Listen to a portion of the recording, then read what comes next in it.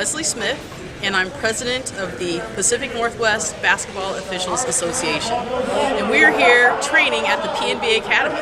We're here to train officials in our association to be the best officials in the Pacific Northwest. So let's get started. Down there, and you got a fast break, and your new lead is B. Okay. You want to help out, right? Then you want to help your lead. SC. Then you want to help your lead. Yes, right. Yeah, really want to help your lead. Because most of the time the trail has the ball and a player. Yeah. There could be four, there could be more, but most of the time there's just that one. Yeah. You got to help everybody else in the lead. Most of the time he has nothing until he gets down there. So we just got to help out. Rod, you got anything? Yeah, one simple thing that I want all of you guys to work on in the second half is just mirroring the ball as the lead. Mirroring the ball as the lead. So even if it's not in your primary, if it's out here, if it's outside the arc, we need you to mirror the ball. And why we want you to do that is because it's going to put you into better positions when a play comes. Okay? Because sometimes we're in close down and the ball's outside. Just move out. You can still watch the post. You'll have a better look at that. Does that make sense? That also, you did a great job. Your instinct was right. The ball came into the post down there and you went over, but then the ball got put into a layup. Okay? Right? Remember this one? And they got caught. Okay? You caught them naked in a rotation. It's not your fault. You had the right instinct. But if you start to go and a shot comes, you can come back. Just come back because you're already in position. Okay? Because then he had to take off. He had a motion. Had to come back. Right? And so it's a small thing, but it's something to work on. And I really want you guys all to work on that, mirroring the ball as the lead. Okay? And don't close yourself off to the corner, right? Stay open. Even though I'm watching the perimeter here, I still am aware of what's out here, right? Simple one. Simple one. I got one.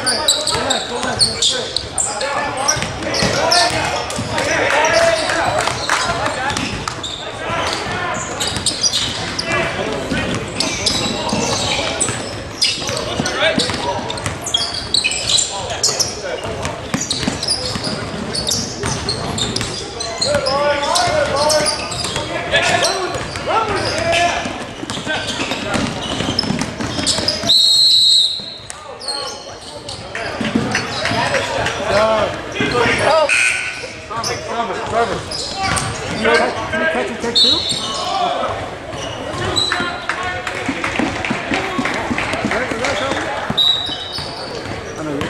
I'm not rapping this game, okay? I know you can see me on this, but That's a good enough answer. I have my camera on, not my whistle.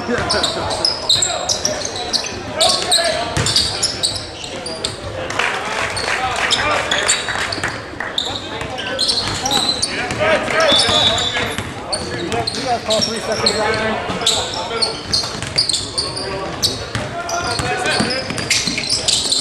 Lights up, Jim. Lights up.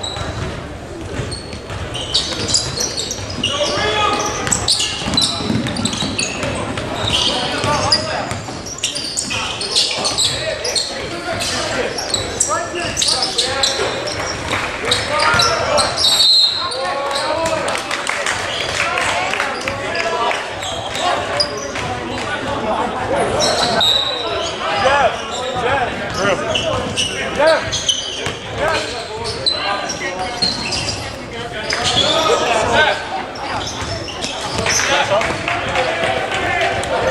green, off the truck.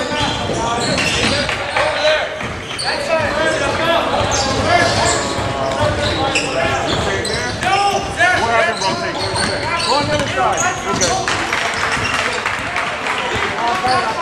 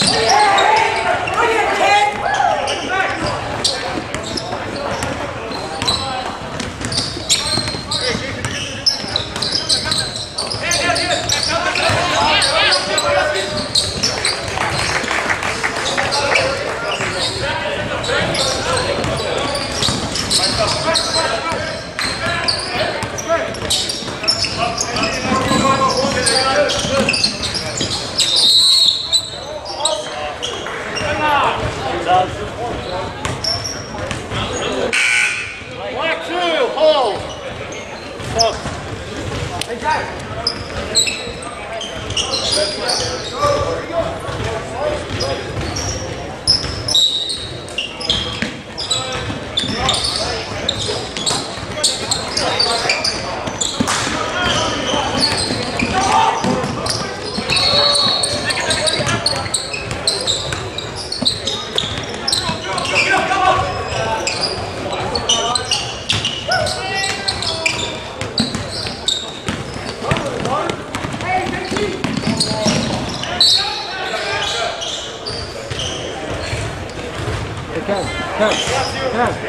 Kevin, right here.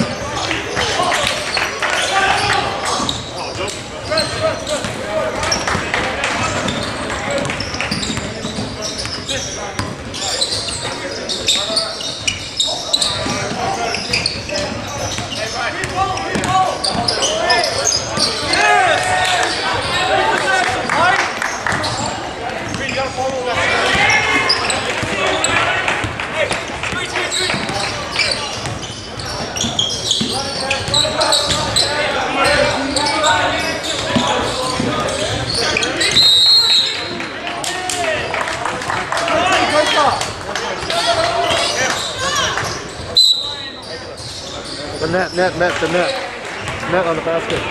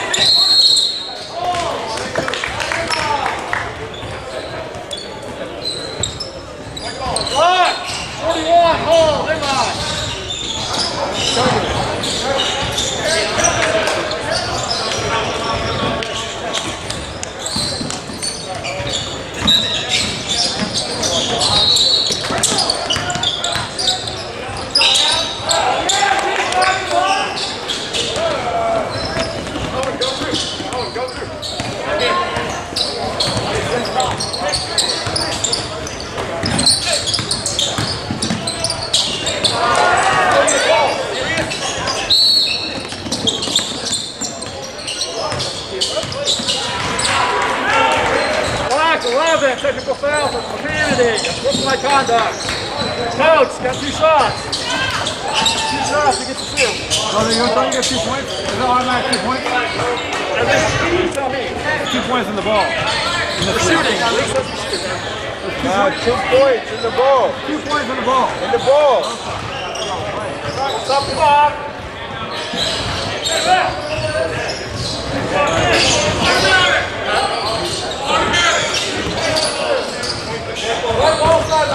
But he like looked back.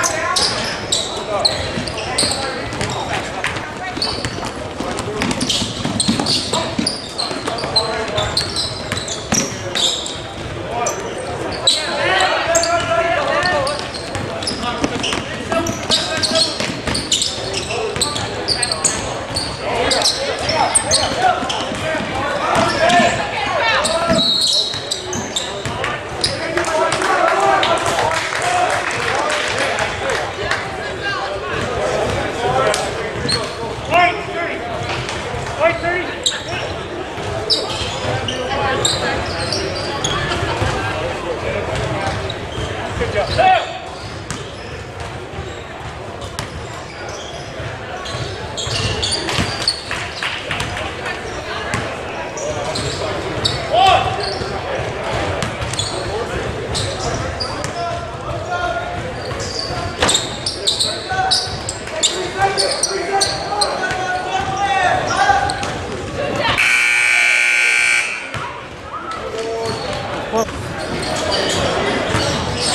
So I want to know what happened. So Roy asked you guys to concentrate on mirroring in this second half. Did you guys feel you did that? I think I did better. Think we did better? I thought it was better. I think you guys, where you got in trouble though, remember, if we start to go, we can come back. Okay, if we start to go, and we start across the key to rotate, and the situation changes, we can come back. Okay, because down there, you went, and you were like, I'm not sure. You kind of stopped, and then you kept going, right? And then we had that same elbow foul down here. You couldn't see it. You were straight line because you were trail, still trying to come down to the seat. You rotated, you left that naked. So understand we rotate for a reason, but it's a big picture that we're rotating for. And sometimes it's not just one play, it's not one matchup, it's a picture. And when we rotate, we're rotating not just ourselves, but our crew, right? Does that make sense? Okay? So you called the foul out of, or you called the travel out of your primary that was in Joe's primary in transition. Right? You called me coming down the area code, and then he came and got you because he called the extension and shifted, and that was your primary. He apologized. I told him, I go, he just did that because you took his travel. So yeah, so we're even. The other thing is, we missed at least 2 rotations, and at least 2 of you guys missed it because one of you. The new lead should have been a center. He was looking down, and the center on the other side didn't know he was the lead. Gotta go to my court. All right. So what that's telling me is you guys are ball watching, right? If you're ball watching, you're not seeing 10 and 2, right? So we missed at least 2 rotations, and they were bad ones because you had to cover. All right, you had to come across. And we really don't want guys crossing. It's the way to correct it, but because we're ball watching, we're missing rotations. We've got to concentrate on not only mirroring, but mirroring also puts you in a better position as a lead to see 10 and 2. All right. And as a center, instead of looking this way, open up so you can see both your lead and your trail. Because we're missing rotations. So this game, concentrate on your mirroring like he asked you, but let's really work hard and try not to miss rotations. See that 10 and 2. All right, because everybody's got their head down. We're not looking up. And if you're not sure when you come at the floor, all you gotta do is glance back once. You see what's happening. You're coming up as a center. You see your lead on your side. Just book it. All right. We don't have a game over here. Got like 15 minutes. So I want to know what happened on the no call. Oh, You ended up calling tech. So no call, the guy behind him that took the ball, and the guy in front of him fouled him, and he missed a shot. And he came down, and it was good for me just because you fucking kidding me. I heard. And they were up by 30. Oh, that's a good team. So So what I'm wondering is, so I missed that call because the guy was driving from my. no, it was right in front of me down there. I had all 3 guys. I mean, you had the secondary on that side, but I had him coming across, and the ball was already loose before the secondary in front of you made contact because his primary defender was behind you. You got to route this guy. I felt like I let that go, and I wasn't sure if I should have or not. No, the ball was already loose by the time he made contact with the stomach, and that's not long. Okay, The ball was so already loose. we're gonna concentrate on our mirroring. Try not to miss rotations. And let's try to do a better job on our masking. On our masks. The mask. Keeping him up. Every time. If we're calling things, they say if you're calling fouls outside your primaries, depending on where you want to take them. The higher up you go, if you're calling plays outside your primary, you can lose your job. Okay? So what are the reasons to come out of primary? Why would we make calls outside our primary? Why would we make a call outside of our primary? Sometimes another side doesn't kind of clearly see that. Well, we'll come out of primary only if it's obvious, God and country, they can see it in the Bob Euchre seats, like way up at the top of the gym. We've given our partner an opportunity to call it, and we need to have it for the good of the game. Okay, that's the only reason we come out of primary. Other than that, we have to trust our partner. We have to trust. Now, if there's something that's not solved that you're curious about, at halftime or timeout, we may say, hey, talk to me about that play. There's all this contact. We'd be like, oh yeah, I saw the whole thing. Okay, so we have to trust our partner. Because if we're always calling something in front of them, then that says we're not owning what's in our primary, and we might be missing stuff in our primary. Okay, so the system is set up for a reason.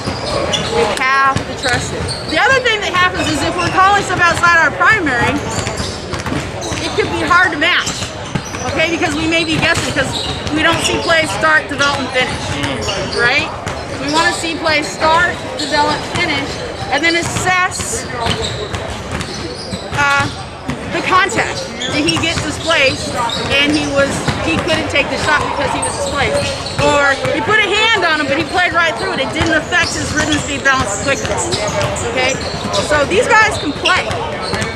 So it's a good opportunity to just be patient and see plays start, develop, finish, and assess. Yeah, so I want you guys to keep one thing in mind that I noticed right off the bat. When the ball's coming up the court, every one of us know the ball's coming up the court. Every one of them. Is that good or bad? I'll make it easy. It's not good. Because if the ball's not in your primary, then why are you worried about it? Because if I'm a bad player, I'll pick on you now. I'm a bad player. And I can see, trust me, they see the officials. I'm a bad player. I know that this is your primary, but you're picking up the ball. He just scored a nasty dunk on me. Guess what I'm doing up and down the court?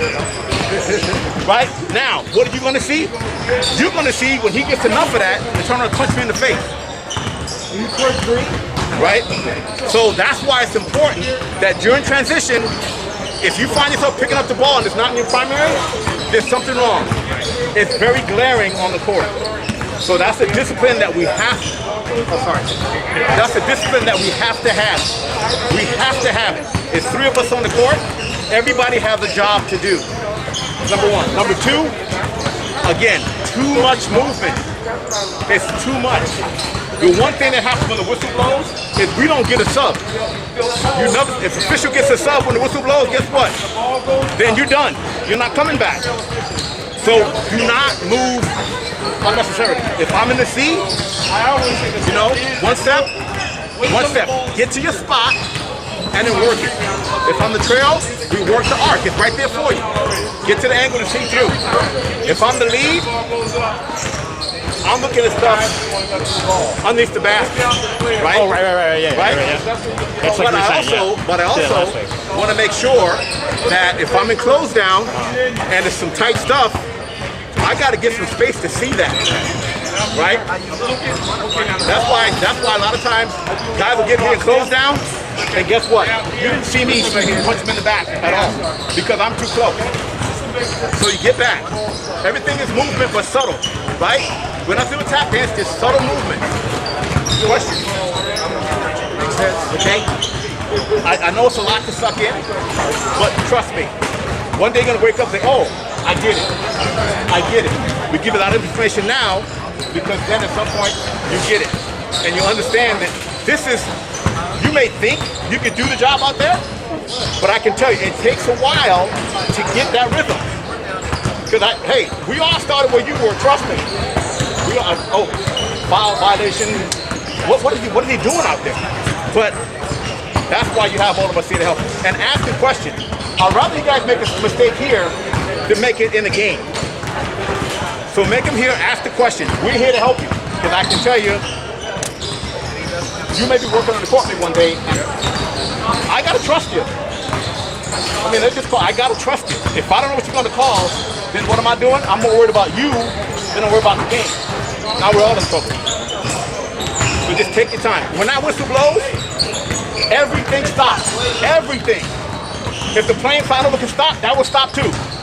So once the whistle blows, color, number, foul, consequence. Nothing goes on until you say so. So what do we do with check? We're gonna put the ball in play. We check with our partner. We check the clock. We check the score table. How long does that take? Maybe 2 seconds. We don't just blindly hand the ball, because we may hand it to the wrong guy. Been there. And I got all kinds of issues. Whistle blows, everything stops. We do our check-in, color, number, foul, consequence. Right? Sound good? Yep. All right. And there is a line over here and a line over there, and there is a triangle over here, and that's your primary. That doesn't mean that is the end of your responsibility is when your players leave that area that you're covering. Okay? Your primary is the players that are in that area, but are also players that might be outside of your area, but that the other referees cannot referee those players at that time because they have a primary coverage.